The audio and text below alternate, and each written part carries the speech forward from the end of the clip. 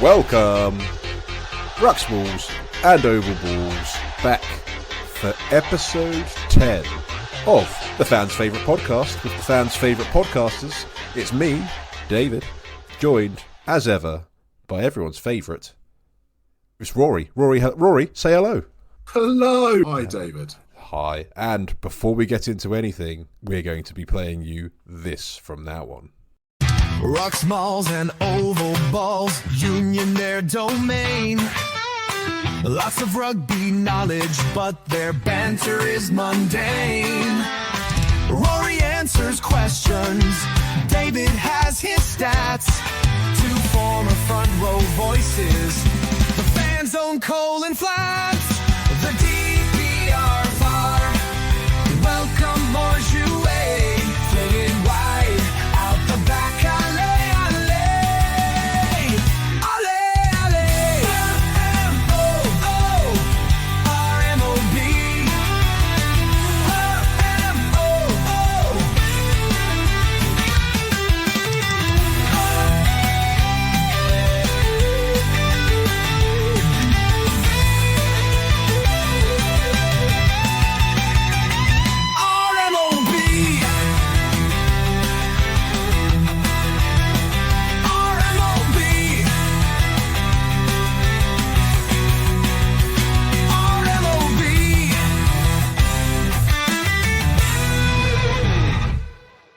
Oh, I do love it when we start a podcast with that song. It has been running through my head every single day. But yes, hello Rory, hello listener. We're back. It is episode 10 of the podcast. We are still going strong. We are still here giving you every single bit of rugby nausea. And I'm going to say nausea because it makes us sick to our stomachs how much rugby we watch. And we're not going anywhere anytime soon. So, as is customary, we shall start with the mundane, and that is the mundaneness of mundane banter. Rory, how's your week been? Have you got anything for mundane banter? Well, I don't know how mundane it is. I thought I'd talk a little bit about a fantastic Saturday I had up at my rugby club, Westcliff. Okay. Well, tune down the excitement just to make it a bit more mundane. Sorry, it was a very run-of-the-mill weekend at Westcliff. We had a double header against Eton Manor. I played for the second team. Lovely. In the early kick-off, much fancied Manor second team, going down to a fighting Lions performance, 17-12 to us. Wow. Enormous result. Your co-host made 2 line breaks. Would have been 3, but the referee called us back for a penalty. 2 line breaks. How many metres were covered post-line break? I think we're almost hitting double figures. On each occasion or in total? Oh, okay, combined. In total. Let's not go mad here. Hey, I really wish there was video footage. That's all I'll say. Yeah, fortunately there isn't. But no, fantastic performance by the Westcliff Lions, aka our seconds. A true underdog story. Yeah, massively. But a tough season, really, because the club's still sort of recovering post-pandemic with player numbers and things like that. So it's a really good performance. As a lot of clubs are, unfortunately. And added to it, so I say big double headers, the Ones beat Eton Manor to win their league and get promoted. What? Promotion? Another superb performance by them. So what level does that bring them up to? It's whatever National 3 is now called, which I can't remember the name of. London Premier South or something, I don't know. Okay, nice and generic. Used to be called National 3. Lovely. But after a couple of years of successive relegations, whilst we rebuilt, we're finally back on the up. The Phoenix is rising from the ashes. The Phoenix rises. The Mag Army is rising. We're very much looking forward to next season already. That certainly wasn't mundane, and I look forward to hearing more about the trials and tribulations of Westcliff RFC.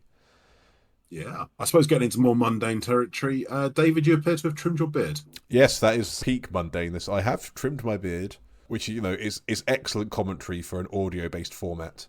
for the listener to understand. But let's just describe it visually. I've gone from homeless to almost groomed, I'd say. Homeless to recently homed. Yeah, exactly that. Yeah. So yeah. I hope the listeners' audio is, they can hear that your beard is smaller. Well, I can only assume there is less muffling to my voice because that natural insulation's now gone around my mouth. Yeah, then that probably is the peak of my interesting information I could provide in Mundane Banter. All I can say is we've spoken about Team Blue in Man vs. Fat in recent times. We got our first victory of the season on the pitch. On the Blues. And your podcast co-host got a line break and scored a try. So still got it. I was dutifully helped by the fact the opposing team didn't bother chasing. So I could walk to the try line, which was most welcome. For listeners at home who haven't seen David play rugby before, nearly 15 years ago, he was regarded as the fastest man over 3 metres. Yeah. I reckon I'd still hold that title if my quads were still working. They're still not fully recovered. I reckon I'm probably maybe fastest man over 1 metre following. Sometimes that's all it takes. Well, exactly. Who's counting? But yeah, sadly, I'm no longer going to be on Team Blue because there's been a shake-up in the league, as mentioned last week. I'm now going to be a proud member of Team Black going forward. It's big news, big transfer news in the Man vs. Fat Bristol Rugby League. It makes you sound very mercenary. Well, yeah, it's not doing much for my journeyman reputation, clearly. But I will continue to play my best for Team Black until another team comes along with a better offer. I am still waiting. I am still available to any Gallagher Premiership club that is looking for a mediocre tight head prop. Sure. So got to keep your options open. And for what I think was quite an excessive Mundane Banter section, let's move on to the summary of what's ahead. So, this podcast, we're going to be doing what you expect. This week we are going to be Ron Seal, other brands are available, what it says on the tin. We are going to look at the Six Nations, England versus Italy. Could you name me 3 or 4 other brands that would compete with Ron Seal? Well, we don't have time for that, Rory. There's others. Dulux. That's a pain. B&Q home brand, home-based home brand, and they both compete well. And a third, Wix home brand. Yeah, there we go. Don't forget to creosote your fences, guys. There we go. But yes, we're talking Six Nations this week, and we're talking about 3 really, really interesting games. We're also going to talk about a little bit the under-20s, how the under-20 Six Nations is faring. We're going to do a little bit about what we think is going to happen on Super Saturday coming up this weekend. The DPRFR, as always, is back, and maybe a little bit of time for Q&A. How does that sound to you, Rory, as a little menu for the day? Sounds fantastic. It's almost like I designed it myself. It is almost like that now that I've managed to convince you to do a little bit of admin towards this podcast. It's only taken 10 episodes to get a little bit of admin done, but we digress. Let's get stuck right to it, Rory. We're going to start, as England fans, big hitting the Sunday fixture. England versus Italy is fresh in our memories, fresh in our minds. Let's talk about that game. What were your initial observations, reactions, views? It's interesting, isn't it? Because as an England fan, you never like to really get everything you asked for, because then what is there to moan about? Yeah, that does make it difficult. And we did, largely. I thought it was a really competent, ambitious attacking performance. They set the tone early on. Elliot Daly proving the naysayers wrong with once again showing what a good player he is. Completely agree. Really good performance from Elliot Daly. There wouldn't be a lot to criticise in the England performance. There's a couple of things here and there, but yeah, I just thought it was a really good performance by the team. And to be honest, after a couple of weeks of squeaky bum time, it was nice to have a game where feel quite comfortable. Yeah, it's the first time in a while where I felt quite comfortable watching a game that England were playing in. Even though it wasn't necessarily in the bag at half-time, I just thought the way we were playing, it was feeling inevitable. Yeah. I still think there's a few things to dig out here. One, I really want to dig into the fact of, the influence of the Northampton Saints back line. I want to dig into that with you, Rory. I also still want to dig into how the defence still doesn't seem to quite be able to react to open play, as we saw a couple of the tries conceded. And maybe a little bit on Jamie George, 100th cap as well. So those are 3 things I want to touch on. Starting with this English there's a couple of bits. backline, this evolution of the attacking game. Fraser Dingwall, I thought, was brilliant in the role he was asked to take of just being the glue, which the commentators kept referring to, kind of holding that together. phrase has been used a lot since since this game. But it's right. I mean, there's a lot to be said for having someone who knits the rest of the performance together, and I think it's probably something Henry Slade hasn't quite managed to do so far this tournament, and if we're being brutally honest, for a little while in the England shirt. I thought Dingwall was really good. Yeah, I mean, he's one of those where he's unspectacular. You'll get a 7 out of 10. You won't have any complaints. I've got no complaints about his performance. I think if you were to put a gun to my head, I probably couldn't visualize a lot of the things that he did, but in some ways that's not a problem because the players outside him did really well, and for them to do really well, he must have done his job. Yeah, absolutely. So he's the sort of player that when watching live, you don't really notice him. But if you were to go back and analyse a game, there's always a few little touches that he's got a hand in that make a bit of a difference. So for a couple of the England tries, he was quite often a key distributor to get the ball out wide. Defensively, he's incredibly solid. He made a few big hits that were kind of really impactful. I think it's probably also worth kind of noting here, because we're talking about England centres, that we really hope Ollie Lawrence has a speedy recovery, because that looked absolute tragedy for him.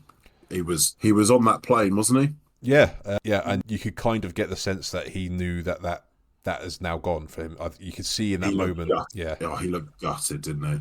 And he'd already shown a glimpse by that point that he was in the mood for it. And it was a game that I felt would have absolutely suited him down to the ground. I think he was set up to be a highlight machine on his own that day. It's such a tragedy. Obviously throws up some questions about what England do there. So this week, which I'm sure we'll get into, but let's get into that now. What would be your solution versus Wales in the England centres on the backdrop that Dingwall's come in and performed well? Ollie Lawrence has picked up this injury. Henry Slade hasn't had a bad tournament by any means. Max and Jomo's been called in, and there's still Oscar Beard or Elliot Daly even, or Tommy Freeman, all in the equation. So the one I'm going to rule out straight off is Tommy Freeman, not because I don't think he couldn't do it, just because he hasn't done it. And he's been excellent on the wing.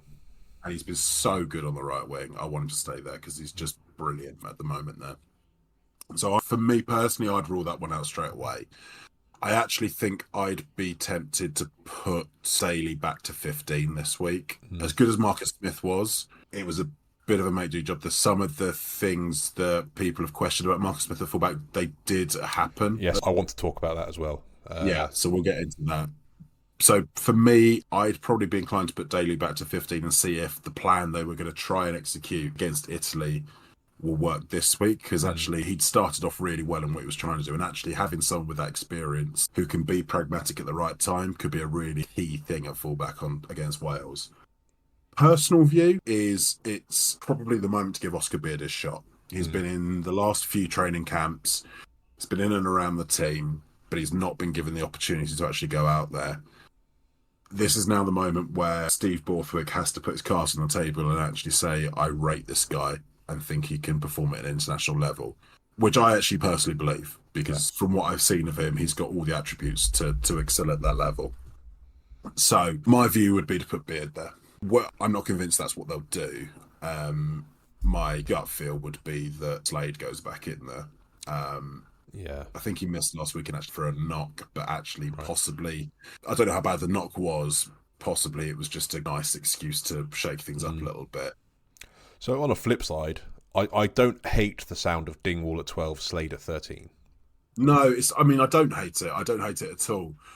But unless Oscar Beard has been a really disappointing addition to the training camp, which I can't imagine he'd still be there if he was, surely he's got to get an opportunity at some point, and this feels like the perfect moment to do it.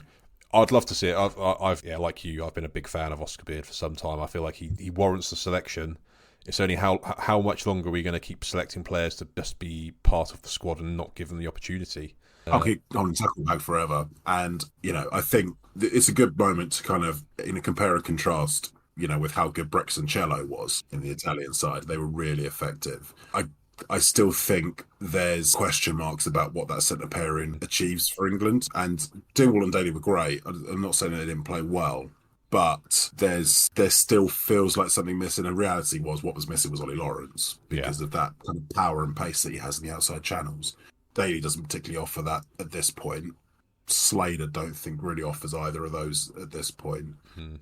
The one who, a Jomo could offer it, but I don't think he'll get picked off the back of a few days training pre-game. No. Oscar Beard, I think, is the option there for me to offer that additional threat in the outside channels. He's probably the one to explore. I'd agree there. I think he offers something different. The centre pairing still feels like that piece of the puzzle that we're still figuring out.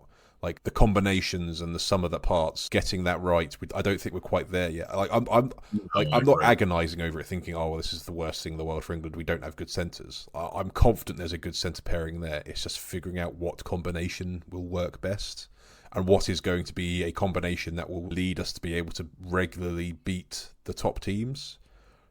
And it's not an easy chemistry to get No. right. I mean, we haven't really had a settled, competent centre pairing since Greenwood and Tyndall. Let's be realistic. It's been probably nearly 20 years since there was a centre pairing that you could hang your hat on and say that is a world-class pairing for England. Yeah, it probably does feel like it feels like really bad going back that far. But yeah, I mean, there's been plenty of good players who've come in and out of that team, but as a pairing, there's not been a solid combination that you can hang your hat on every single week in, week out, is there? Okay, so before we move on to forwards, then Marcus Smith. For me, I agree with what you summarised there. A few of the criticisms have been labelled towards him in the past. I think there was a few instances where it kind of came to the fore that there was probably 2 or 3 too many times where it felt like to me he was forcing things too much and ignoring options around him, trying to be the difference maker himself rather than using the weapons either side. Well, you can understand that impulse, right? Oh yeah, I understand it. That's the same reason why I was the fastest man over 3 meters. It's because you see that gap, you go for it. Yeah, but also I think the psychological element of having been dropped in the way that he has, from the heights of last year where he was unquestionably England's best player, he's now question mark as to his role in the squad. So I can totally understand why he'd want to come on and prove himself. And actually, I think still had a good game. I do. I think he had a really good game. But the frailties of having him at fullback were there again. Yeah, defensively. He did put in one really good hit against Gallagher in the wide channels, which he possibly would have fell off a couple of weeks ago and did fall off. So that's not to say that he isn't adapting to that role and could continue to improve there. But is he going to be a international class high ball fetching fullback? It did feel a bit exposed. I did feel a bit exposed with under the high ball and Marcus Smith being the recipient. Probably some of the positioning. I mean, I'm not an expert in fullback positioning. Obviously, it's not really a role that I've ever had to. Not yet. There's always time. But it felt timed a little easy for Italy with some of their tactical kick-ins, a couple of chips over the top, some of the kicks over the top in the wide for Capewazzo's try. It felt, I mean, it may not have been Marcus. I know the back three off, you have to work in tandem, and you can probably throw the scrum half or the fly half into that to some extent. But it felt like a very easy finish for Capewazzo, where he probably shouldn't have been. He got gassed by Ross Vincent for his try when Capewazzo makes the break through. And look, I mean, Vincent is rapid. I've seen him score several tries from his own half this season alone. You know, he can, you can be outgassed in that role, but would a more experienced fullback have been positioned to intercept that attack? Possibly, or, you know, so I'm still not convinced he's the long-term option there. No. Questions about his wider role. Because you can't drop Finn Smith at the moment, can you? Not at the moment. I mean, he was superb again. So, well, I say, there were some moments where I think the attack still looked a little clunky and he got a little bit lost a couple of times. That's not necessarily all down to him. I think it could be more around the moving parts I think around that's part him. of the moving parts. I also thought Menoncello and Brex really targeted the back line. They did, and they've got the ability to do that. So, you know, there's a lot of different moving factors there that, you know, you and I can scarcely appreciate. Yeah. But, you know, he nailed 6 out of 7 kicks. He facilitated a back line that scored, wasn't it, 1, 2, 3, 4, 5 tries because Earl was played in the centre at the end there as well. 5 out of the 7 tries were scored by backs. I think you've got to keep Finn Smith there at the time being. Yeah. But we can probably get into a point where it's a little bit horses for courses. But at the moment, that seems to be the direction of travel. I would go back to Daly at 15. I think at this point for this weekend at least. I think it's worth giving him a long shot. term goal. Yeah. There was obviously a plan there, and you could see that when Daly sparked an attack really early on from a kick through where where in previous weeks we definitely would have kicked it away. He ran it, and we made really good ground off the back of it. And I think actually it was where that ended up in Willis's try. Yeah, you could see there was some sort of plan there, and actually having someone like Elliot Daly there who's got the experience to execute a plan is worth having. Whereas maybe Marcus is maybe a bit more erratic on those things. Yeah. And that can work in his favour. Obviously does work in his favour, that kind of erraticism and that ability, and thriving in the chaos and facilitating others in the chaos, it does work for him. But is it necessarily what you want in games like away the Principality? I'm not convinced. So that would be my gut feel. That being said, Marcus did score a really good try. Yeah. He was sharper defensively in a couple of instances. And he was part of a really much more fluid backline. Yeah. Than it has been. So, yeah. And having to come in at a point when you've got to rejig half the backline when Lawrence goes off, that is going to cause disruptions in and of itself. So there's a lot to praise about it. So at this point, you've got to think we're nitpicking because they have won and won well. Yeah. It was a really good game. I think let's talk a little bit about the forwards as well, because I think again another really dominant performance from the pack. I think Ollie Chesham, incredible game. I made a note here. I made a note about Chesham. Chesham is a big galloping giraffe. I don't think that's the first time I've heard that kind of description. I think it's very apt, and I think it feels right. There's some of his runs in open play were really, really kind of powerful and giraffe-like. I think I wrote that after. Yeah, I think I wrote that after his second or third. Yeah, big gallop. Yeah, and in the line out, it was like he had one of those big old long necks. There was nothing out of reach to him. He was an absolute nuisance on the Italian throw, and he was safe and secure on the England throw. And I thought Jamie George's throw-ins were spot on all day. That's so good. So like his line-out throwing is world class, without doubt. Yeah. But I don't think we can talk about the forwards without ignoring a glaring potential issue that I think is coming around the corner, and that's availability and injuries. Because Tom Curry seems to be continuing to be held together by scientific miracles. Yeah. Ben Earl at one point looked like he had a dislocated kneecap, and then somehow still managed to come back on and play in the centres. It was a laceration, so he was off the blood, got stitched up and came back on. But, depending on how deep that is, it could be a problem. And then Tom Willis only played 45 minutes, which tells me there must have been some fitness concerns there. So I wonder with Tom Willis whether that is actually the game plan with him at the moment. Because the kind of carrying he's doing in heavy traffic is exhausted, and he's having to shoulder a lot of that burden at the moment. Because it's true. Where other teams spread that heavy carrying around, take the French pack, they spread it around 8 forwards and a couple of backs. Yeah. At the moment, we don't really have a lot of other people doing that job. So I wonder if there's a set plan at the moment, or was a set plan for Willis to go and soften up the Italian pack and then bring Ben Curry on with his pace. And Ben Curry was brilliant. Yeah, he was really good every time he's been called upon. Yeah, he's had a really, really good tournament. His stock has massively risen. And it's one of the reasons, I suppose, why I'm a little less worried about the injury and selection options there, only because when you look at the options there are to bring in there, obviously always concerning when you lose your best options there. But I think that's an area we can wear it. I'm a bit concerned about the depth at lock. I worry. What I think we're doing is trying to hold on with the options we've got until Sadeki and Junior Kapoku become. It does kind of feel that way, doesn't it? It does, like that story of Steve Borthwick flying out to Paris to try and convince Kapoku to come back tells me that the England rugby engine is putting a lot of eggs in that basket. And I wouldn't be surprised if Shadeki's not similarly thought of. But I mean, the reason I named Shodake and Kapoka is just physically they're that they're 6'6", 6'7", 120 to 125 kilo lads, really athletic, love the collision. They look like the sort of players that Borthwick would be absolutely licking his lips to get in there. When you look at the other options around, Alex Cole's fine player, fine club player, possibly a bit lightweight to be a starting international lock. For me, he's more of a 6 anyway these days. A bit of a Ted Hill. Hill. That would be my gut feel. Charlie Yule's obviously somewhat blown his opportunity, which is a shame because I actually rate Charlie Yule's quite highly as a player, but he's at some point your record's going to haunt you. Arthur Clark's one they're obviously looking at Gloucester, and I think he's got a really high ceiling, but he's 21, 22, still got a bit of filling out to do. A lot of talent there. But unfortunately, he plays at Gloucester, so we'll never get a look in at England. We'll never get selected. More chance of him playing for Wales. So lock is an issue, obviously with George Martin being injured. So that's probably one where I'd be a little bit concerned.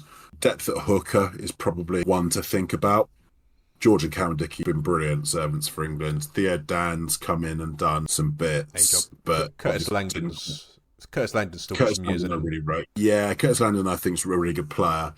I just wonder with Theo Dan and Curtis Langdon whether they're good enough scrummagers to that's fair. Really good players in the loose, like so effective in the loose, and there's definitely a role for them, I think. But George and Cowan-Dickie bolster that front row. It's probably not a coincidence that our scrum has looked a lot better since those two have been back in.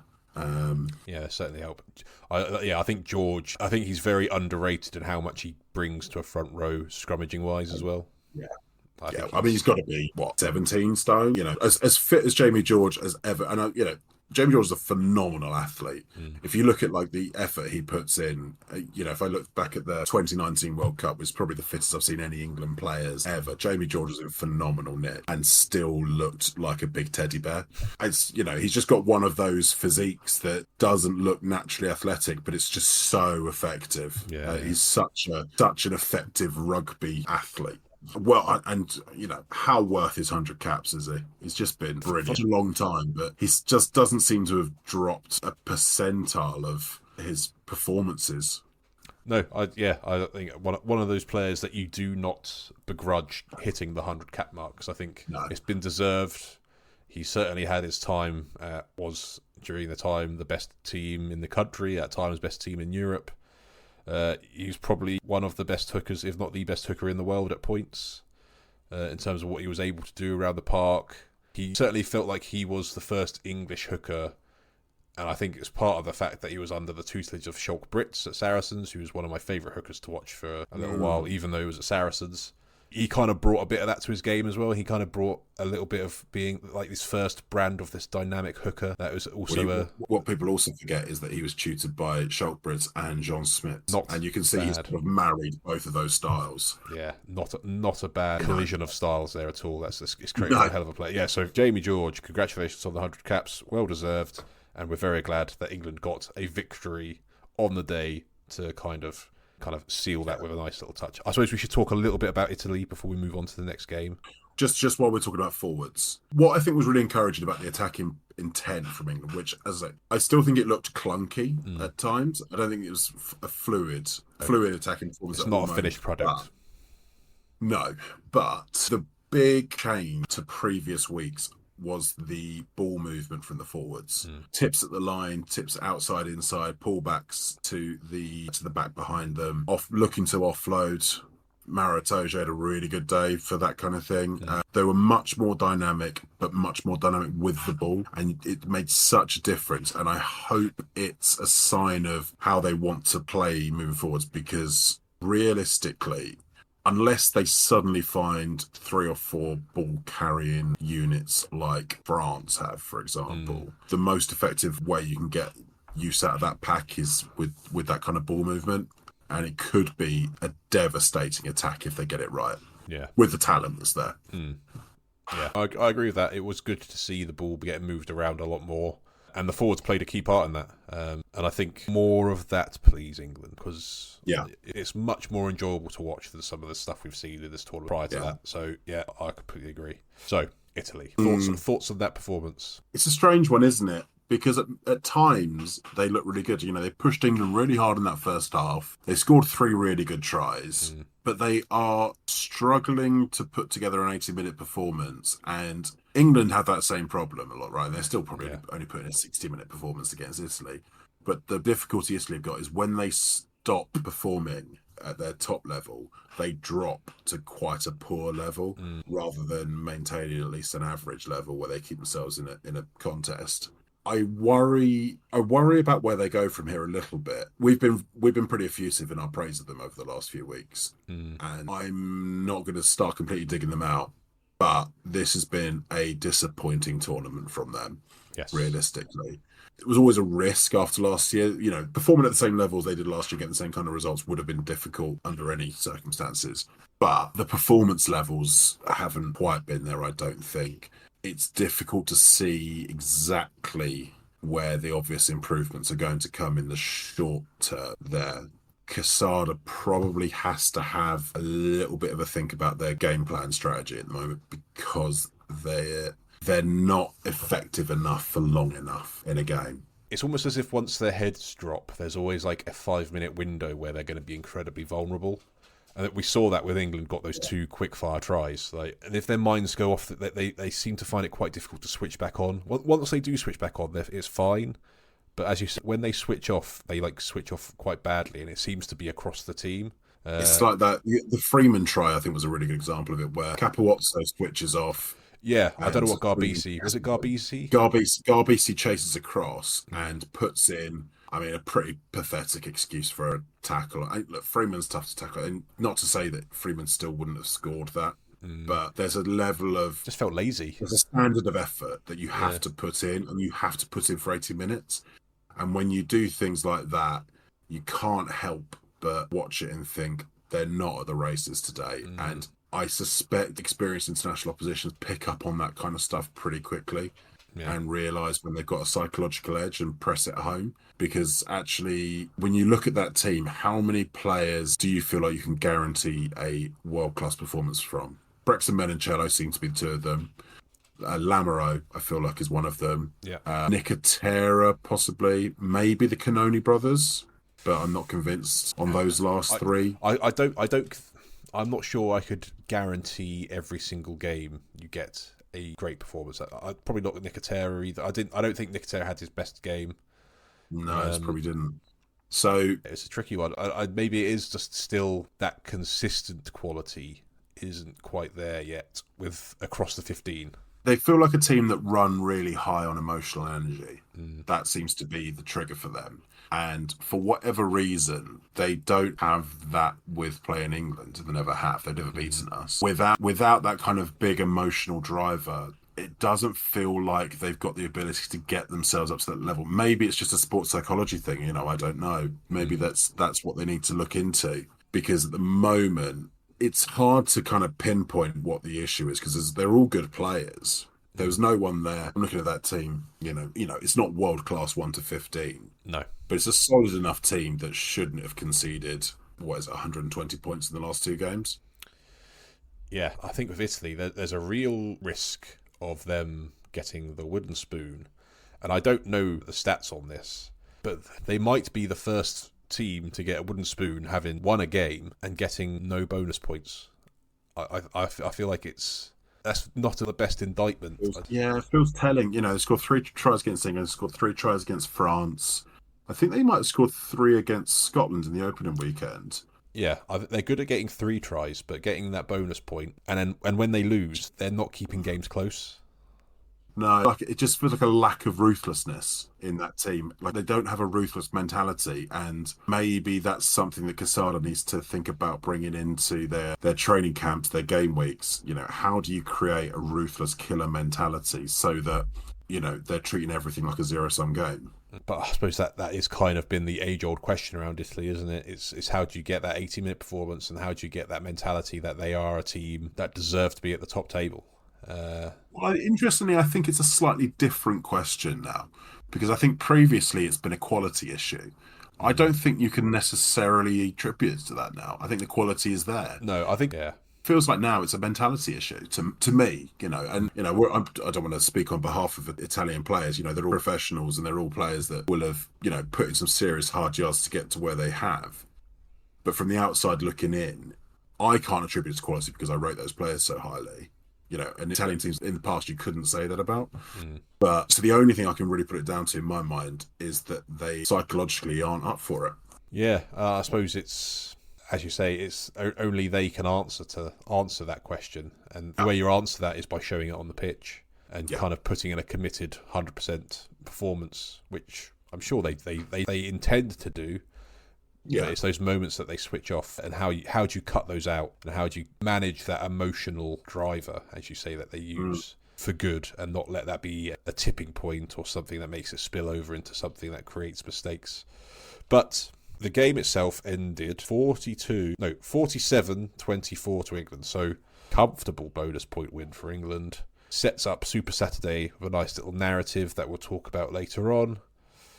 Italy will be hoping to go into next week to try and end the season on a bit of a plus, but at home to Ireland, that's a tricky. It's not what I'm. Yeah, we'll talk about it a bit later, but let's move on to the next game. Let's talk about Scotland versus Wales. What did you make of this one? Tale of two halves, I'd say. Yeah. For me, the first half showed how good Scotland can be when they are clicking in attack. It felt really, really polished. It felt really slick. And they really put Wales to the sword, I felt, in the first half. If anything, I think Wales kind of looked a bit out of their depths almost in the first half. They didn't have an answer for what Scotland were delivering. I mean, some of those giants they've got in their back line, when their Kinghorns galloping down the wing, I'd feel out of my depth. Yeah, I think that's fair. I think that's fair. But yeah, the Scottish attack was so lethal, wasn't it? So lethal. Second half, I think this is partly down to Scotland kind of taking their foot off the gas, but also partly down to Wales stepping up. Much different performance from Wales in the second half. They showed that there is a different side to them that I thought they might have lost under Gatland, in that there is that motivation to keep playing and not roll over. And I was very impressed of how they reacted to the first half. They came out fighting. They looked the better side in the second half, I'd say. So I've got an observation on it, and I wonder if you'll have picked up on this or not, because I will be accused of my Gloucester biases on this one.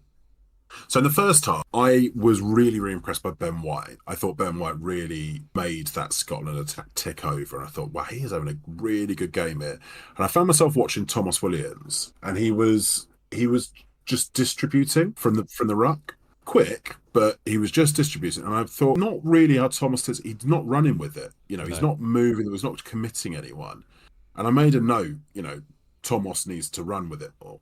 And in the second half, for whatever reason, he did, and he started moving the ball, started committing more players, and the Welsh attack looked so much more potent once he did. And that won't be the whole story on it, but to me that felt like the most obvious change that I could see I think you're probably right, Scotland did take their foot off the gas. But if you watch Thomas Williams between the two halves, as soon as he started being more dynamic with the ball and being a threat himself, the rest of the attack had so much more potency. I wonder if that was a coaching observation at half time. Perhaps. Maybe Thomas figured it out himself. He's an experienced player, may well have done. Yeah. But that felt to me like the big change in that attack. Okay. And when they started clicking, they looked really good, I thought. Ben Thomas scored a really good try. I was Max Williams scored the try right at the end really well. But Blair Murray's try, which was disallowed, we'll probably talk about that a little bit. But, their attack was so much more threatening in the second half. That was the only thing tangible I could spot was the big change as to why. So one thing to potentially dampen your attempt at creating yet another Gloucester hour, I also thought a big part of that change was when they swapped Anscombe for Jared Evans as well. Yeah, I thought that too, actually, to be fair. I mean, I'm Jared Evans is not a player that I can quite put my finger on at times. But that's probably because I've seen him playing in a slightly struggling Quins outfit for most of the season. And to be fair, a struggling Wales outfit as well. But yes, I thought Jared Evans was very good when he came on in the way that he moved the ball around. Yeah. Gareth wasn't poor, but he wasn't having the sort of impact that No. you would have liked him to have in attack. It wasn't the same level. It wasn't the same performance of that I've kind of become accustomed of from him in a Gloucester shirt this season.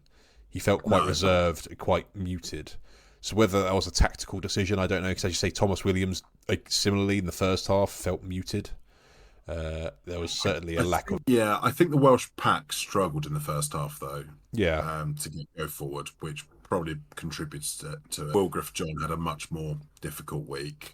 Yeah, the brain fart that he had, kicking the ball out of Ben White's hands, probably is an example of the DPRFR's recognition not having the best impact on a player's performance, where in the past we've seen it really spur players on to greatness.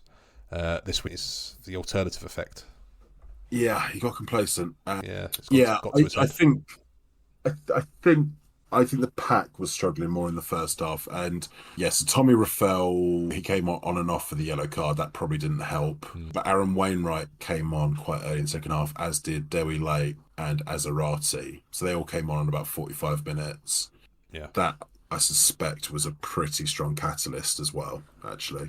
Yeah, so it did kind of feel like with that raft of changes, that's when the tide started to turn. Yeah. So yeah, I think you're probably right there as well. Maybe a platform was starting to be created for the likes of Williams and Jared Evans at this point to start actually making their own shots rather than just receiving them from Scotland for the entire half, like in the first half. Yeah. I suspect that's probably a lot of what had to do with it. That being said, Scotland had a lot of good performances that they can talk about. A shame that Rory Darge went off so early because he's had a pretty good tournament. Really good. But Jack Dempsey and Jamie Ritchie were both really impressive, I thought. Jack Dempsey looks hard. Yeah. He's another one to add into that list of just look like absolute hard nuts. Just throws himself into attack, doesn't he? Just absolutely loves people. It's great. Yeah, I was really impressed by both of them. Pierre Schumann, I thought, had a good game as well. Yeah. No, he as he often does, just a workhorse. I think the Scottish pack was really good in general, really. Well, it certainly helps. I think the forwards really put a platform in the first half specifically, just absolutely delivering the ball on a plate for the backs to do some special stuff, and they delivered. It's really. I was kind of expecting this kind of reaction after the week before or the round before against England, losing that game the way they did. I think they answered a few of the question marks around kind of, well, are they actually able to run up a score a little bit and finish off some tries and be a bit clinical? They answered those questions. Yeah, they did. They did let Wales in towards the end of the game, I thought, which was a bit... It could have got a bit squirrely for them on a couple of occasions. I think if Blair Murray's try hadn't been disallowed at that point, I'm trying to think when that would have been. I think that would have taken to something like 21-19 or something at that point, which would have, had a few people flapping. Yeah. What did you make of that, by the way? What was your take on that try being disallowed? Because it's a bit anti-fun. Yes, very anti-fun. It kind of feels like that whole narrative of like attacking play. Like, where's that kind of giving a little bit of leeway to attacking play and the benefit of the doubt to attacking play? And I think we're going to talk about it in the next game as well. I think refereeing performances this weekend, it has felt quite over-interventionist, over-analytical. Like they're going into like minutiae that, is it doing the game a world of good? Kind of intervening and stopping some stuff that we're seeing. If they let that try stand, you would have had a small minority of people on social media going, did he jump through that tackle? Was that a jump? And the vast majority of people would have gone, what a brilliant bloody try that was. Well, the inevitable thing was like literally a couple of hours later, I think literally the next morning, there was a clip within Super Rugby where someone in Super Rugby had done the exact same thing and it was being applauded and the try was allowed. Yeah. And it looked pretty much step for step, jump for jump, exactly the same thing that Blair Murray did.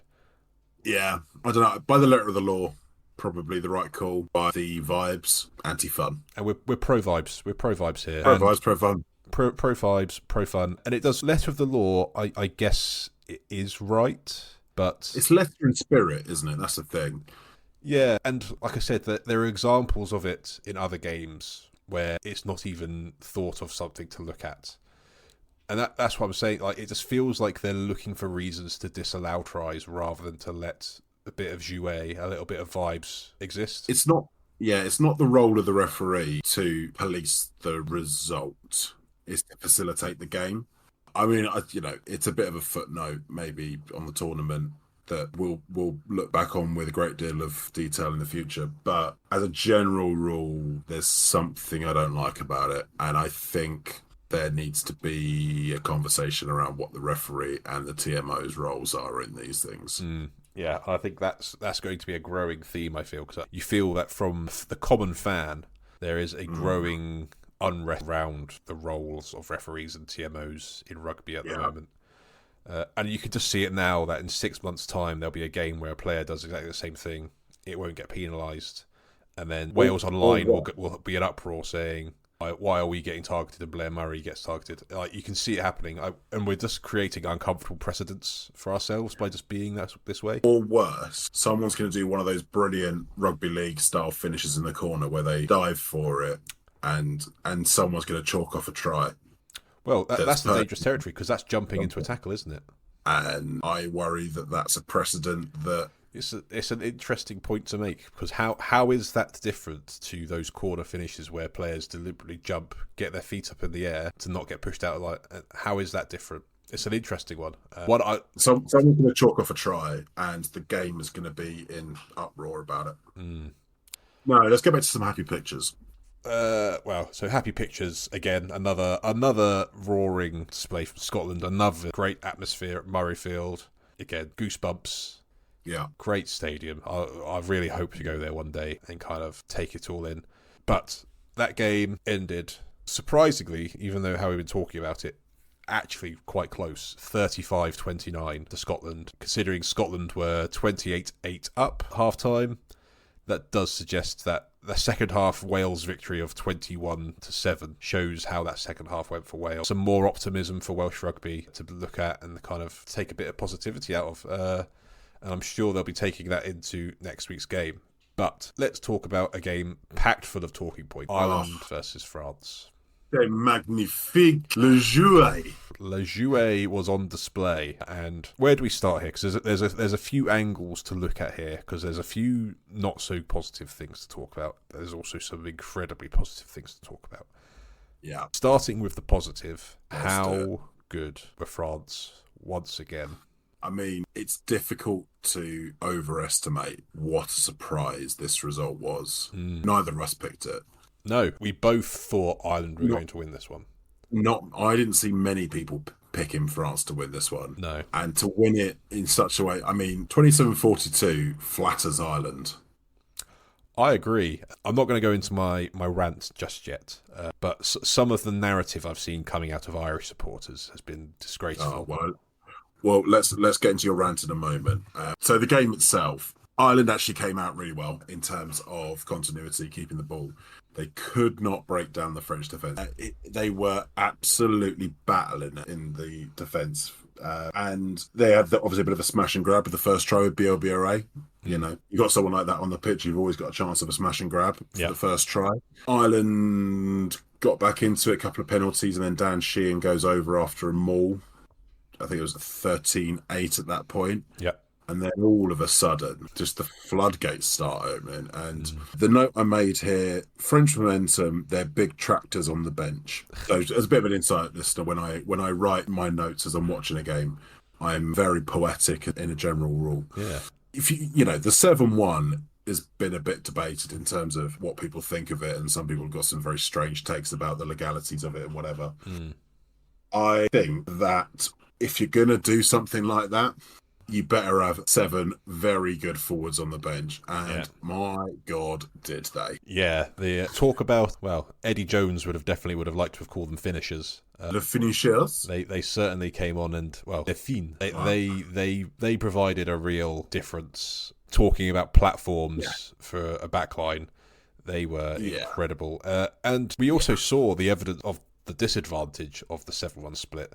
I guess one side is if you've also got someone in that 7 who's like Oscar Jegu, who can fill in at centre and not look out of place, that helps. Good find. I didn't realise he was at centre for 35 minutes, really. It wasn't like an obvious Passed you by. there, Passed you by, yeah. It was just, they were so seamless to watch. And the way the French play with their forwards, that, it is the big tractors going into brick walls. But because it's so fluid and it's pick and goes, it's offloads, it's lifts off the floor, it's running off the 9, it's running off the 10. You can't really pin them down into a particular style or pattern at any one time because they just play what's in front of them and take it down. You can actually have someone like a Jegu at centre. You never really notice it because they're never really set in a conventional sense in terms of an attacking setup. They just go, they just joue, and it doesn't really matter what the number on the back is. So suddenly just find, you saw this a lot. I think when Jonathan Danty was playing the French team before his injury. At times he would look like an auxiliary back rower, or you look at someone like Aldry, he looks like an auxiliary centre at times. Or Kroos or Jalonche, these are all guys that the number on their back isn't really very important because actually what they can do with the ball and the way they play the game, you sort of lose track of where they're in your head they should be on the pitch because they don't worry about that in a conventional sense. So Jegu looks perfectly fine at centre because it never really became an issue. And to be honest, by the time he was on at centre, the momentum had swung so much to France that Ireland didn't really have the chance to perform like a strike move that could have targeted him in defence or something. They never really got the chance to isolate him. No. Because they just couldn't get hold of the ball for long enough. There was under so much pressure. It almost felt like France uncovered the blueprint of how to beat Ireland in Ireland there. They just absolutely suffocated them and starved them of possession, made every breakdown an absolute nightmare. And I think we saw Sam Prendergast struggle. Yeah. Without that platform, he did struggle, I thought. Which, it's fair. Any fly-half, let alone a young fly-half in the first few caps could do. But we made the point, and the reason we thought Ireland would win this when we were making our predictions about this game was how good Ireland are at solving problems. Well, we overestimated it because they couldn't solve this problem. No. And it's sort of like trying to solve a Rubik's Cube that's fighting back. Yeah. Like this, you just can't really pin it down to find the patterns and to find an obvious, when you play against quite a structured attack, actually solving the problem is relatively simple. Executing that's hard. Executing the problem-solving tactic is hard, and countering a really good attack is a really good structured attack is hard. Which is why Ireland have been so successful, because actually every team that plays them will have analysed what they do in attack and worked out a plan to stop them. You saw it in the first half when England played them. The difficulty is, can you do that well enough for long enough to stop them being that kind of inevitable Ireland that we've talked about? And the answer more often than not is you can't, because they're too efficient, they're too effective. But what France were able to do was just completely change the rules of the game. Yeah. They were playing a different game really at points than what anyone else can really cope with, because what you're relying on as a defensive team against France is everyone always making the perfect decision in that moment on the hoof. And that is a tough place to be. Yeah. And Ireland just weren't up to that this week, and it was just such a phenomenal performance from France. I'm a bit of a francophile at the best of times, and I love French rugby, so I'm more than happy to wax lyrical about French rugby whenever I watch it played in this way. But I think anyone who watched that game will come away from it going, why don't we all play like that?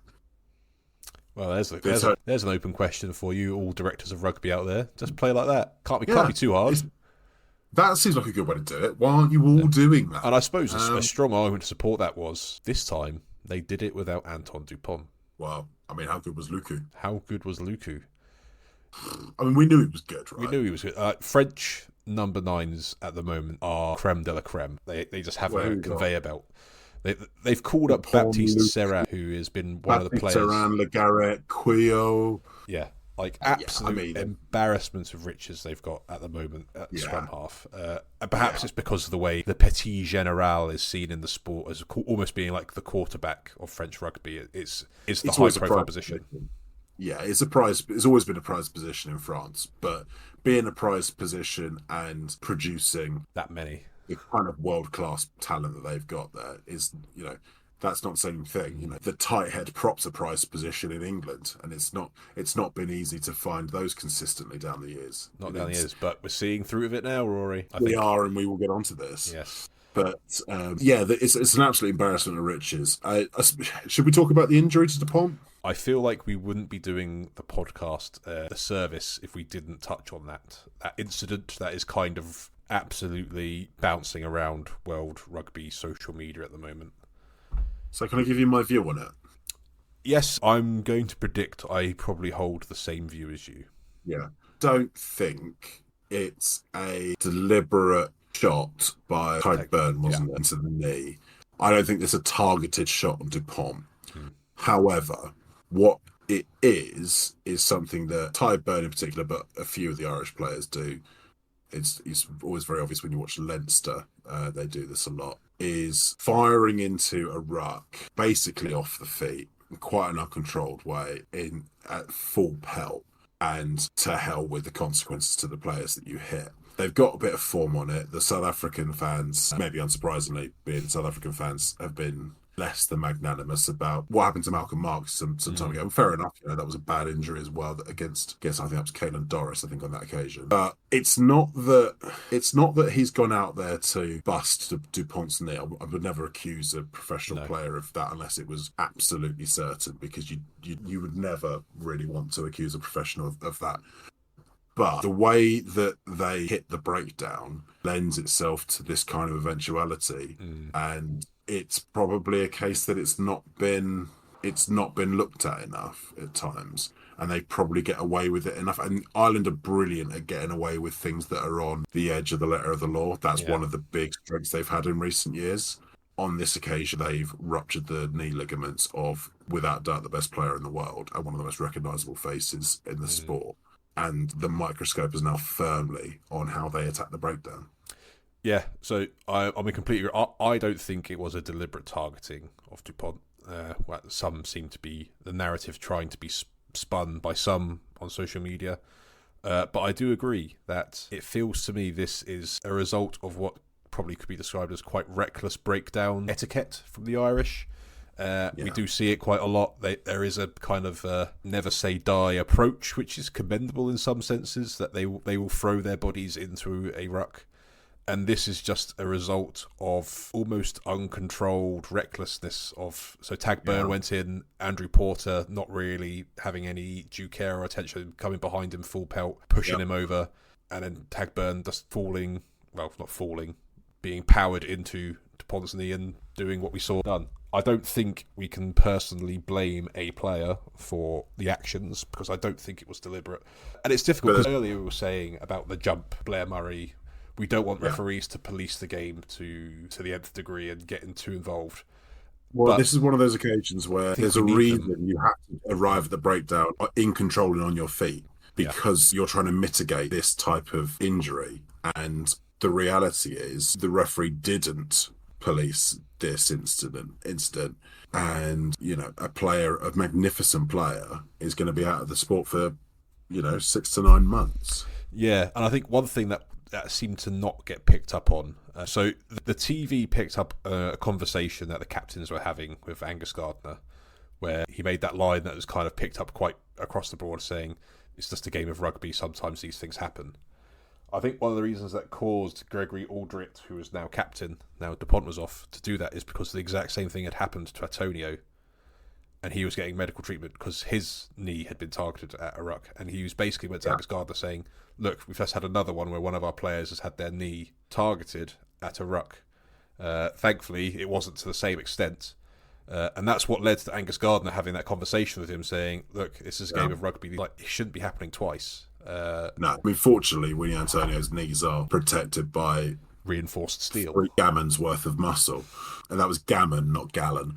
But yeah, it's an unfortunate incident that you hate to see any player get injured, let alone a player as great as Dupont. And I don't want to be seen to dig out the Irish players as if we think they're deliberately doing this. But there is a clear pattern. There is a consistent way that they are attacking rucks that is resulting in these kind of injuries. Yeah, it feels like it's the way they're getting coached. Because what they're doing isn't necessarily illegal. It's more reckless and perhaps something that needs to get looked at. Whether you outlaw being able to enter a ruck at full pelt at distance, which seems to be what the tactic is. It's kind of full acceleration with a run-up. It's where do you draw the line between what's really effective rucking or counter-rucking to what's reckless? If you fire in at full pelt and you end up not on your feet, you're not regardless of what, you're out of control. So I don't know. I don't know what the answer is on it. Is the honest truth on it? I don't think this is the last we've heard of it either. But yeah, the French have got the bit between their teeth on it, and they're not going to take it lying down that Dupont's injured, even with their wealth at 9. So expect more to be made of this. On a brighter note, it was great to see Gregory Aldry and Caelan Doris on my TV screen at the same time, both just looking so handsome. I just wanted them to kiss. On a general point, I just thought that was a game. I mean, we would have wanted to be at the game anyway, but the French fans were so good. So Dublin's such a great place to go anyway. But to be there surrounded by the French fans going mad and being, as typically eccentric and French as they are when they're watching their national team, it'll just look like such a fantastic occasion. Yeah. I'd have loved to have been in the stadium to watch it.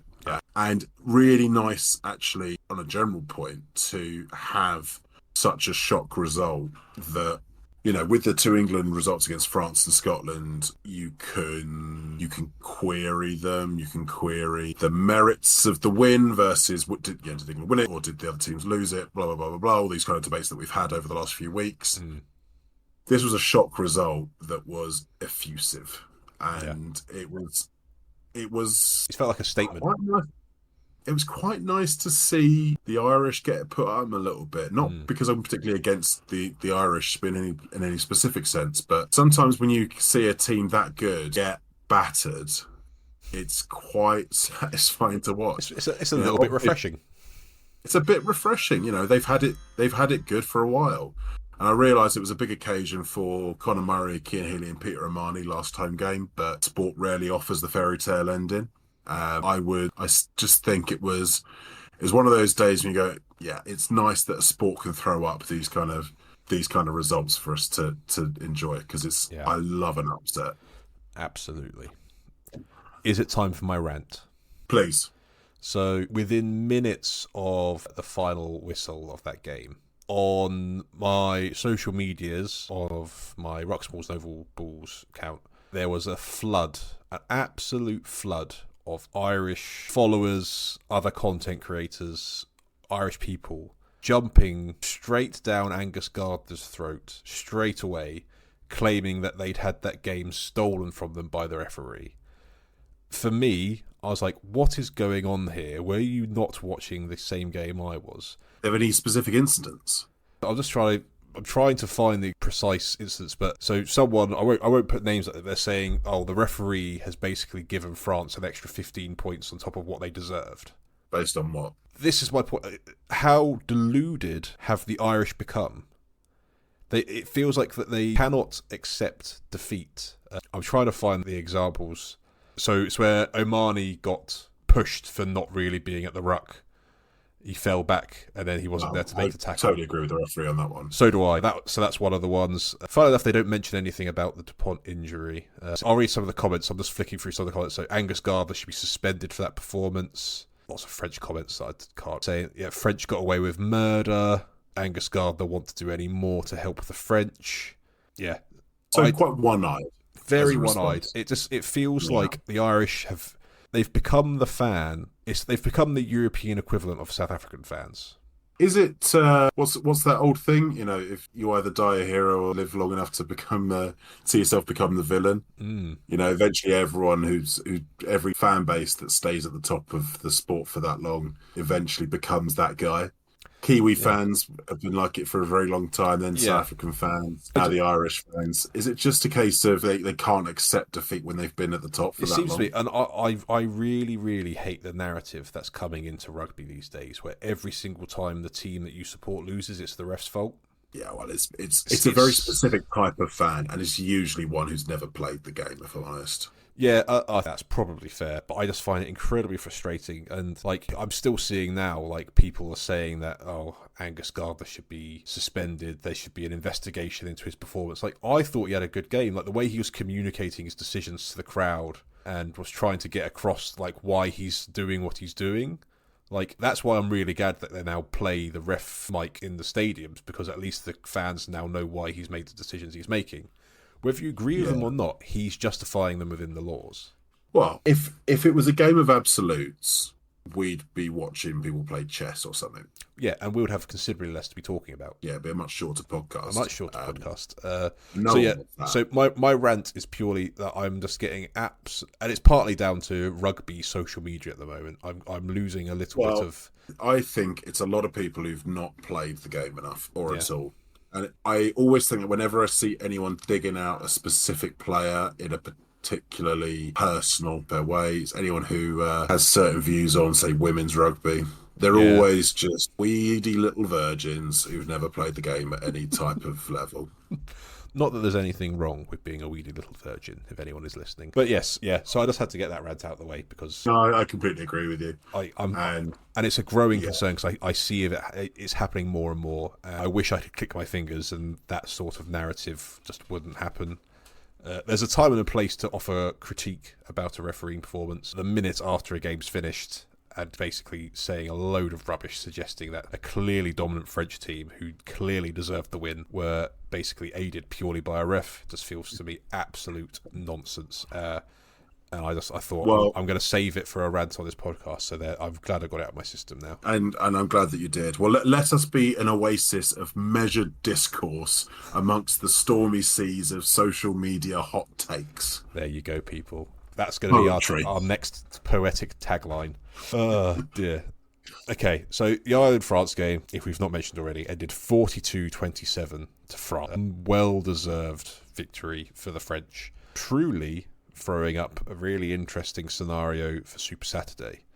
But before we get on Super Saturday, let's just talk briefly about the under-20s and what we're seeing kind of unfold in front of us in the under-20s versions of the Six Nations. Yeah, so a lot of these games were playing concurrently, so I wasn't able to watch all of them at the same time. Mm-hmm. I caught bits of the Scotland-Wales game. I watched more or less all of the England game. I didn't see too much of the France. I've seen bits of it.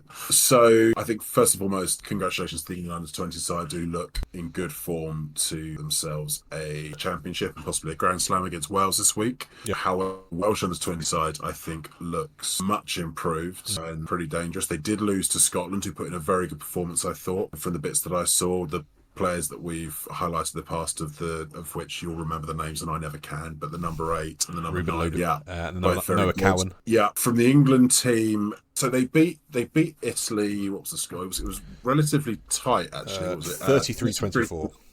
Yeah, so quite a tight game, and actually Italy got out in the lead a couple of times. Their right winger, who was actually wearing 11, his name was Franca or something like that. Drago. Yeah, possibly. I think it was. You'll know better. You're better. Oh, no, Malik Faisal. Faisal, that's it, Faisal. Yeah. It was absolutely electric. Scored two absolutely electric tries off the back of some pretty poor English defence, but they're really good finishes. England looked good in fits and starts. Some of their counter-attack stuff was very, very good. Offloading really well at times. So there was a bit of a change up in the lineup, I think, from the team. It was, yeah. So some really encouraging stuff on that. But Italy really got stuck into them at the breakdown. Were very competitive there. And the note I made was lack of discipline and control from England. That's when it felt like the game could potentially slip away from them. But they did get the result in the end against, say, a competitive Italian side. And they looked good for the championship. Yeah. I think when you're looking at that team, The ones that are likely to make it are probably the names that people already know in some sense. So Kepitua Piloto at hooker looks dead on to make it to me. Yeah. I really like Rob Burrows. I hope he does get his opportunity. Yeah, it's been pointed out to me this week that I am completely incapable of remembering first names, so I'm going to just roll with that as being my party piece that I can't remember first names. I just wanted to be sure, because Rob Burrow obviously is a well-known name within the sport. I just wanted to be clear that you knew it wasn't Rob Burrow playing. Yeah. Sorry about that. Yes, Tom Murray. I like a big Yorkshire second row with a very thick accent, so I'm always pro that. Shodakan looked really good. Timmins, I've been very impressed with the last couple of weeks. As we've spoken about in the past, Timmins to me just feels like Ben Earl, but with an extra 4 inches. Yeah, he looks really dynamic. Kane James, interesting one. I mean, he's really highly thought of, really well talked about. I do wonder if he's going to end up being big enough to succeed in a... That's my inkling as well. But I had the same worry potentially around Henry Pollock, who I wasn't certain he would be able to translate into senior men's rugby with his size. Kane James may well have the same impact that Pollock has. So these are young men, and they might just need a summer in the weights room to help with that. Yeah. So, but I mean, if you can't question his ability. No. But yes, so I thought I was impressed by Charlie Riddle on the wing. I thought was... Do you want me to carry on correcting you? It was not Charlie. What is it? Campbell, Riddle. Yeah. Campbell. Who's called Campbell? Campbell Riddle on the wing. Well, he's one of the South African under-20s that we've poached over. He's school over here though, hasn't he? It's not like we poached him. So he's been in school over here, but he was also part of South African development pathway rugby, and he's been picked up through some scouting of their development squads, from what I've learned. So like he's not an illegitimate member of the squad. It's just that he's also been part of South African rugby development. Some of the under-20 stuff is that you can play in some of the other countries under-20s, and it's not necessarily an issue.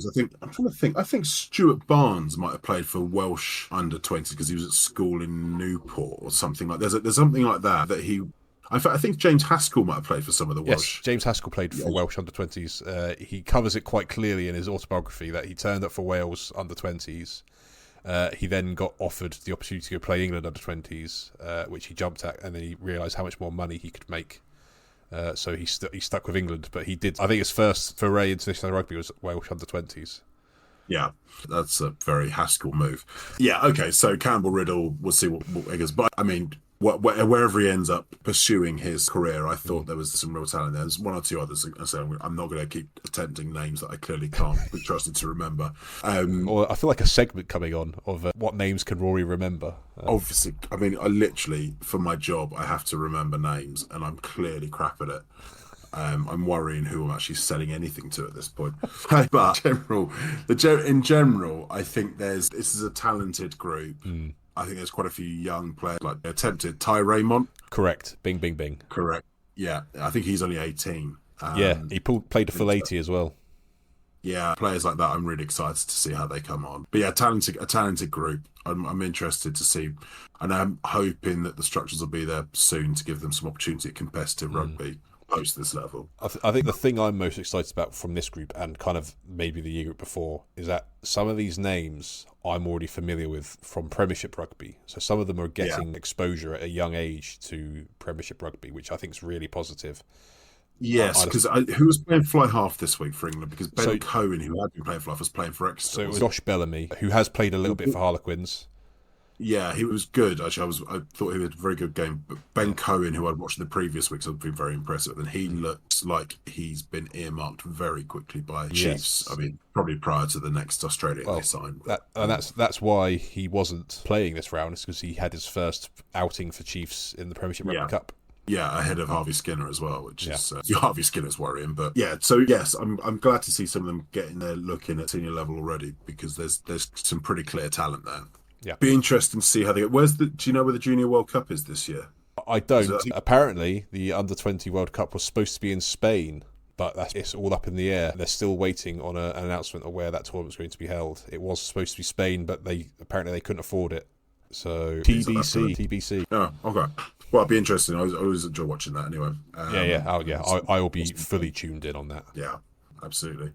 But yeah, in terms of the wider narrative, Ireland probably having a more disappointing year than they would have expected to, unless they weren't rating this side particularly highly anyway. But Yeah, to only have won one game this year, I suspect is pretty disappointing for them. Well, how they performed against England in round one, I find that it surprised me that they've not done better this year, because I thought they were quite good.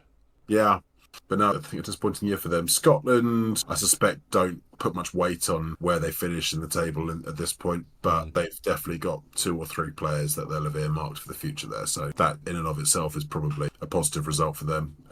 Italy have certainly got 5 or 6 players from that team that they'll be pretty excited by. Yeah, there'll be certainly a handful they're keeping their eyes on. I wouldn't be surprised to see them come into the senior team in a not too distant future, a number of them. Some of them certainly seem to feel like they've got the qualities to progress to the next level. So it's just yet another advert for some really exciting talent in Northern Hemisphere rugby. Should we move on to our Super Saturday predictions? Let's have a think about it. Hey, David, what do we think is going on this week? Well, I think there's some more rugby. You're not wrong. I think that's the main thing I'm thinking is going to be happening. Should we take it game by game? Let's take it game by game. Then give our predictions for the final standings. Well, so the standings as it stands. Let's start with the standings. The standings as it stands. France on 16 points. Yeah. England on 15 points. Yeah. Ireland on 14 points. All 3 teams played 4, won 3, lost 1. Scotland on 11. Italy on 4. Wales on 3. Yeah. So that's the picture we're starting at going into the tournament. So there's things to play for in each fixture, really. Yeah. There's a lot on the line for everyone, really. Let's just take up. Yeah. Game by game. What do you think is going to happen in Rome this weekend? Do Italy respond? I think what happens in Rome is we see 2 sides try to respond. I think Ireland come out fighting, probably wanting to make quiet some of the noise around them after this week. Yeah. As we said, we've tried to be really positive about Italy and have been really positive, rightfully so, about some of their performances this year. I kind of feel you're right that this tournament's kind of coming into a really... It's kind of gone the opposite way of where you build and optimism builds. I feel like Italy's tournament's gone the other way. And I get the sense that it's going to be kind of a quite a decisive exclamation mark to that narrative finishing this tournament. And I have a feeling they're not...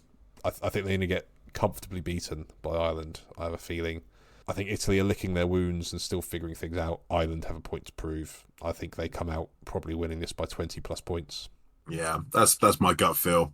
Unless Italy can get themselves in a mindset of this is do or die this week, I don't see anything other than Ireland taking them to the cleaners, really. Well, and Ireland will be going into this game thinking if England lose to Wales and France lose to Scotland, Ireland can still win this championship. Yeah, well, that's it. Yeah. And the only thing they can do to help that happen is to put as much pressure on England and France's performance by putting in a real performance against Italy. Yeah, and I don't see Italy being able to match that. Which is unfortunate for them because this will be a bit of a damp squib of a tournament. But I think this will probably be their worst performance we'll see for a while. I think they come back next year stronger. Yeah. I think this year is just a kind of, hopefully, just a flash in the pan of things just not quite working for whatever reason. But we'll see. Second game, Rory. Wales versus England at the Principality, which it will be absolutely bouncing. Yeah. So my first prediction is that Land of My Fathers is going to make 60,000 Welshmen cry in the stadium this weekend. I think it's going to be one of those days, and I have that horrible feeling, like on a few occasions in the past when they've spoilt the party. It could be one of those where that emotional energy, that chance to spoil England's big chance to win the tournament, and that there's a lot of narratives around Wales that could culminate in them beating England this weekend and coming away from this championship feeling quite positive about themselves. It's going to take England being red hot, I think, because I suspect the Welsh won't give them an inch. Yes. My concession on this is I think the English pack will be very strong, and I think they could be too strong for Wales this weekend. But I just have this horrible, horrible feeling snaking up my spine. I can see it happening. I can easily see a world where Wales win this one 17-50, spoil the party, and come away from the tournament with 2 fingers up to England, and Yeah. it papers over a few of the cracks and doesn't solve any long-term issues, but, you know, they come away from it quite happy, and Cardiff gets drunk dry on Saturday evening. But I can equally see this being something like 32-15 to England and a really good performance, and Cardiff being drunk dry by people trying to drown their sorrows. Either way, I think Cardiff's going to be drunk dry. Yeah, absolute great day for Cardiff boozers and establishments. Yeah, if you own the City Arms, the old arcade, the Pig and Wen, Kiwis, Get Molly extra barrels in. Malone's. If you're looking for something a little bit offbeat, then I recommend Coyote Uglies. That's quite fun. You're really showing your knowledge of Cardiff's high streets quite well there. You can't remember people's names, but you can remember the name of pubs and places you don't live. Yes, quite literally, that's what I filled my head with. Yeah, I think you're quite right. I think this game will go one of two ways. I think this game is decided on how quickly England get their first score.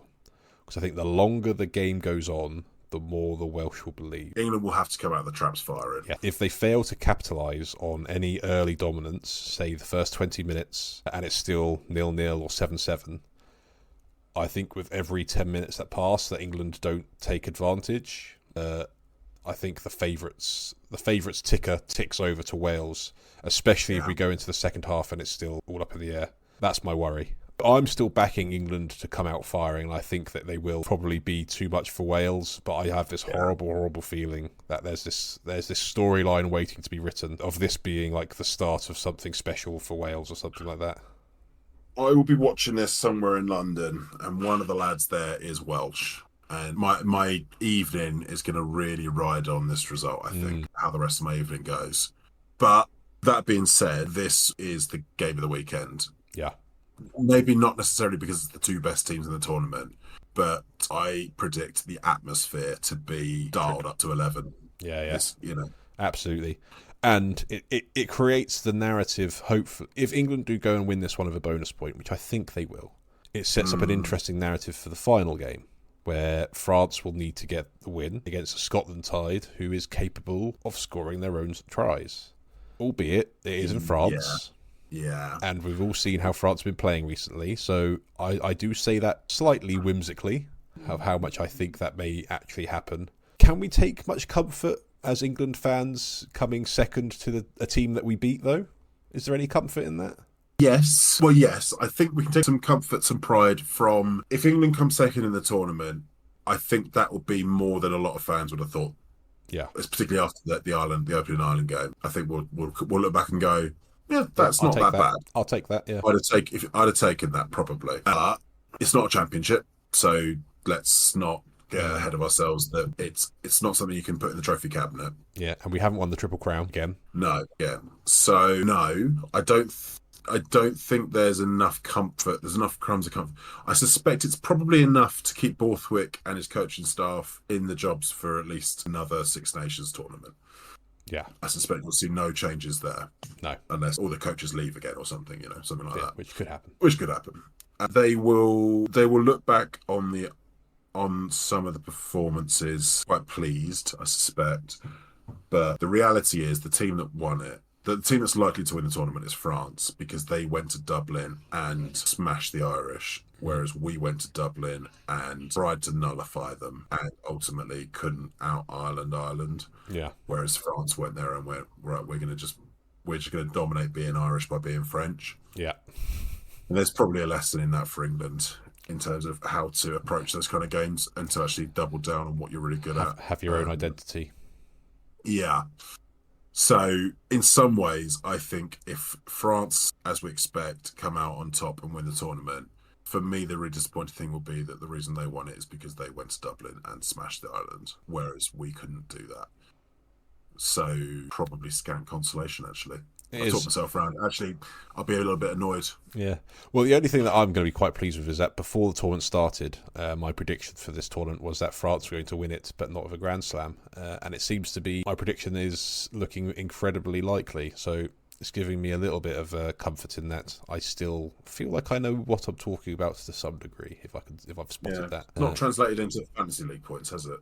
No, but we don't talk about fantasy league points. I'm only second now. God. That's a shame. I've been climbing steadily ever since my poor performance in week 1, but I left too much to do. But there's always the Women's Six Nations is coming up. I'll be running it again for Women's Six Nations, I expect thoroughly that I will do a much better showing in fantasy rugby for the Women's Six Nations, which I'm very much looking forward to. So yeah, I agree. I think this tournament finishes on Saturday. France on top, England second, Ireland third, Scotland fourth, Italy fifth. But I think it'll be joint on points with Wales, because I think Wales may get a bonus point against England. But because Italy have got a win, Wales get the wooden spoon again. So that is, well, this time next week, Rory, the Six Nations will be done and dusted, and we have to start talking about some other stuff. But for this week... We're going to keep talking about the next Six Nations. Lions Tour, squad announcement, May the 8th. There's the next... Get it in your diary. I can't wait. I love a Lions Tour. But something that never goes away is the Democratic People's Republic of the Front Row. That's right, people. It's time for El Presidente to address his nation once more for his weekly address, weekly State of the Nation. What do you have for us this week, El Presidente? Well, this week I've had to consult with the high bishops of the DPRFR. Bishop Funbus Jason Leonard, Bishop Mud on Face Jeff Probyn, Bishop Bald Shiny Head Keith Wood. I bet he loves that name. He's not fond. He's not fond of it. To address a crisis of faith I had watching the England-Italy game this weekend. I have been sent the clip of Will Stewart sidestepping error. How many times? I think, double figures. By the time I was tucking into my Sunday dinner, I'd really reviewed it. The crisis of faith is because this is a case of front row on front row degradation and humiliation. Had Will Stewart done that to even a second row, I would have waved it through as a moment of magnificence. Right. But to do that to a fellow front rower felt cruel. So what your issue here is the victim. I wondered whether I should excommunicate him. Are you going to? No, it was too good. It was too good. The sidestep was too good, so I'm going to celebrate it anyway. I mean, look, Will Stewart's a player that I've really come to enjoy this season. Not that I didn't enjoy him beforehand, but beforehand I probably underestimated the ceiling that he had. I think a lot of fans did. I don't think I'm alone in that. This season and this tournament in particular, he has absolutely come of age. He's a big thick boy now. He's got some serious gammons on him. But to be able to do something like that, even if it is to a fellow front rower, at 130 kegs, something like that at least, and to be able to do that and not rip every single one of your ligaments and to still be able to accelerate into the next contact is phenomenal. If I tried to do that, best case scenario, I fall over. Yeah, well, best case scenario is 4 weeks out with the calf strain or something like that, isn't it? Well, let's be honest, David, if you tried to do it, your quads would fall off. Oh, 100%, yeah. I definitely don't have that in the locker right now. I didn't mention this at the top, but my game ended at the weekend on 65 minutes when I attempted to jump for what I thought was quite a low throw in the line out and immediately strained a calf. Happens to the best of us, Rory. Yeah. The old saying that white men can't jump, this one certainly can't. I have what's known as in the business as triple gravity. Will Stewart, though, glides. Majestic. Absolutely majestic. So, despite my crisis of faith and consulting the religious texts, you're exonerating him. I'm exonerating him, and in fact, I'm going to offer Will Stewart's position in the High Church as Archbishop for lateral movement. I feel an honour that is most worthy for Messrs Stewart, and obviously a word of condolences for Messrs Nicotera, who had to go through the embarrassment. So yeah, maybe a moment of peaceful silence for Nicotera in your spare time. I won't offer him a state funeral, but I will allow him to be buried in our equivalent of the grave of the unknown soldier. It's very thoughtful of you. Once again, thank you very much, El Presidente, for gracing us with your words, your wisdom. I look forward to next week's instalment. I'm just really enjoying how every single week there has genuinely been something really noteworthy coming from a front rower in the world of rugby that really is giving this segment some real gravitas. Been a real boon to the mythology of the DPRFR, because otherwise I'd really be stretching my metaphors. Yeah, but thankfully they just keep on giving, these front rowers. Long may that continue. So that inevitably brings us to Q&A. Do we have any Q&A? I've got one for you. Okay, hit me. Did you see the thing I sent you from Twitter? Is this regarding Neath Rugby by any chance? Yeah. I have seen it, yes. So, okay, so for anyone who hasn't seen this, I'm going to open this by saying Neath Rugby, unsurprisingly, walked this back quite quickly. But they put out a tweet promoting a game between Neath, which for anyone who doesn't know, is a very storied Welsh team. Well known being, the Knoll where they play was famously one of the toughest places you could hope to visit. The club team beat touring South African sides. I think they also beat the All Blacks. It wasn't just phonetically. I think they beat Australia. This is a club known for being tough. Yeah. So they put out a tweet promoting a game against Clangorak. Yeah, Clangorak, something like that. Apologies for not knowing the name off the top of my head. In which the sentiment was that boiled down to was a game not for girls. Now, look, clubs have got to find a way to get fans in. Lower clubs below the elite level have got to do things to promote themselves and promote fans, and that lends itself to marketing strategies. I'm not going to belittle the difficulties that grassroots club have in attracting fans. Yeah. That being said, let's not marginalise 50% of your audience and the fastest growing segment. Yeah, alienating 50% of the population is a poor move on anyone's part. It's also a marketing strategy that is so far past its sell-by date, it's ridiculous. It's so tone deaf to what rugby's about these days. Women's rugby is flying. Yeah. Doesn't have a misogynistic narrative within Welsh rugby. No, it doesn't. So I guess my question for you, David, is this kind of attitude still endemic in the sport, do you think? Or is this a bit of an outlier? I really, really, really hope it is an outlier. I'd like to think 9% of clubs across the United Kingdom wouldn't think to even consider putting something like that out on a social media account as what would be an appropriate form of marketing for a game. So I really would like to think it's an outlier. I think with most things in modern society and modern sport, there's always going to be a minority of people that hold views that I'm not going to agree with and won't see the problem in it. I just think people just need to get better. I'm just going to be optimistic in that I really think this is an outlier. I really, really hope this isn't endemic of what club rugby is. I think clubs across the country are realising what opening their doors to women's rugby can actually do for them as a club and being a real positive force. Just hope Neath Rugby. I know that they've held their hands up to it, but I think they just need to accept that they were absolutely wrong.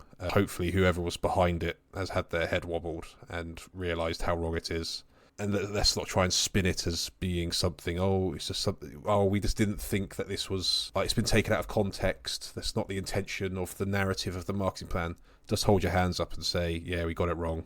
We apologise. We won't do it again." There's nothing else to do because it's pretty indefensible stuff. It's indefensible. And if people are around that club and our supporters of that club are being apologists for them and saying it's okay, if ours are supporters... What I will say is, I follow quite a lot of Welsh rugby Twitter, and it was roundly condemned, even by some voices that maybe you would have worried might take the wrong view on it. It was condemned pretty much universally as far as I could see, and I hope that is the case with boots on the ground, because it's the women's game at the top is absolutely thriving.